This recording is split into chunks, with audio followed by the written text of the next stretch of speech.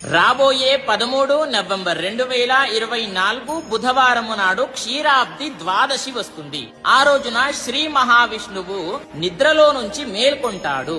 ఆ రోజున మనము ఏం చేసినా సరే విశేషంగా ఫలితాలు పొందవచ్చు అనేది గుర్తు పెట్టుకోండి. ఆ రోజున మనము ఏం చెయ్యాలో చెప్తాను, చక్కగా వినండి. ఆ రోజున అందరూ కూడా బ్రహ్మ ముహూర్తంలో తలస్నానము చేసి సూర్య నమస్కారము చేసుకున్న తర్వాత మీకు దగ్గరలో ఉండేటటువంటి ఏదైనా సరే దేవాలయానికి వెళ్లి దీపము దానంగా ఇవ్వండి. బ్రాహ్మణుడికి ఇవ్వాలి. ఆ యొక్క దీపము పిండితో చేసినటువంటిది ఉండాలి, గుర్తు పెట్టుకోండి. తరువాత ఒక పూట బ్రాహ్మణుడు తినేటట్టుగా స్వయం పాకం ఇవ్వాలి. ఆ యొక్క స్వయం పాకంలో బియ్యము, పప్పు, ఉప్పు, కారము, నూనె ఒక పూట తినేటట్టుగా ఉండాలి, గుర్తు పెట్టుకోండి. అదే విధంగా ఇంకొకటి ఏం చేస్తారు అని అంటే ఇది మాత్రం ఖచ్చితంగా పాటించండి. సూర్య నమస్కారం అంటే మనము తలస్నానం చేసి సూర్య